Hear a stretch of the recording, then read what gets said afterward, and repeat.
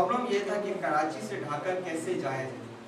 Orient year lines کے طیارے اس قابل نہیں تھے کہ وہ ڈائریکٹ ڈھاکہ پہنچے، ان کو لازمی انڈیا میں سٹاپ کرنا.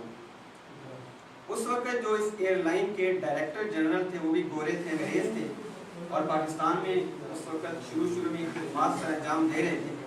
انہوں نے یہ مشورہ دیا کہ اورینٹ ایئر لائن کے طیارے میں ایک ایکسٹرا فیول ٹینک جو ہے وہ نصب کیا جائے، ریپیئر کیا جائے، موڈیفائی کیا جائے، اور پھر یہ طیارہ اس قابل ہوگا کہ کراچی سے ڈھاکہ ڈائریکٹ پرواز کر سکے. مسرت حسین زبیری جو ہیں وہ کہتے ہیں کہ پہلے تو ہم نے اس رائے کو مان لیا، لیکن جب سوچا کہ طیارے میں ریپیئر ہوگی، موڈیفیکیشن ہوگی، تو اس میں حادثے کا اندیشہ تھا، اور قائد اعظم رحمۃ اللہ علیہ کی جان ہمیں اپنی جان سے بھی زیادہ عزیز ہے. تو مسرت حسین زبیری لکھتے ہیں کہ ہم نے اس رائے کو مناسب نہیں سمجھا، اور ایک اس وقت میں BOAC کے نام سے ایک طیارہ تھا انگلینڈ کے پاس جو کہ لمبی پرواز کے لیے مشہور تھا. ہم نے وہ طیارہ رینٹ پہ لینے کا ارادہ کیا. قائد اعظم رحمۃ اللہ علیہ کو سارا جو ہے وہ فیزیبلٹی بتائی گئی. آپ نے جو پہلا سوال کیا، غور سے سنیے گا، پوچھا اس پرواز پہ، اس طیارے پہ خرچہ کتنا آئے گا؟ بتایا گیا کہ 14,000 پاؤنڈ. قائد اعظم رحمۃ اللہ علیہ کے یہ الفاظ تاریخ میں لکھے ہیں. آپ نے فرمایا کہ میرا غریب ملک 14,000 پاؤنڈ دینے کی صلاحیت میرے لیے نہیں رکھتا.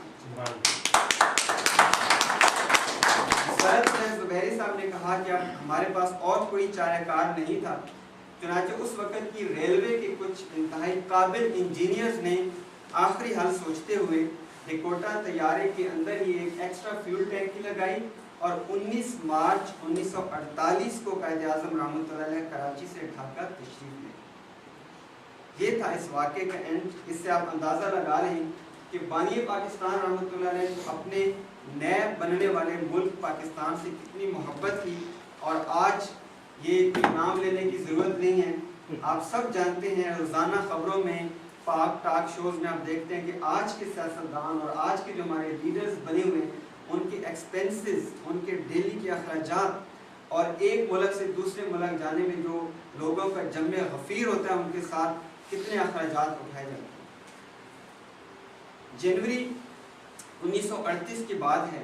قائد اعظم رحمۃ اللہ علیہ کلکتہ میں خطاب کر رہے ہیں. کلکتہ میں اپنے خطاب کے دوران جنوری 1938 میں قائد اعظم رحمۃ اللہ علیہ نے فرمایا کہ میں نے انگلستان کی پرتعیش اور بارونق زندگی چھوڑ کر اپنے ملک کی سخت محنت والی اور مشقت والی زندگی کو کیوں اپنایا ہے؟ اس لیے اپنایا ہے کہ جب میں انگلستان میں رہ رہا تھا تو میں نے محسوس کیا کہ ہندوستان کے مسلمانوں کا سیاسی مستقبل خطرے میں ہے، اور جس اسلام کا فرد ہونے پر مجھے بھی فخر ہے، اس اسلام کو میری ضرورت ہے. یہ سوچ کر میں اپنے اس ملک میں واپس آیا. یہ کلکتہ میں خطاب کرنے کے دوران آپ نے فرمایا.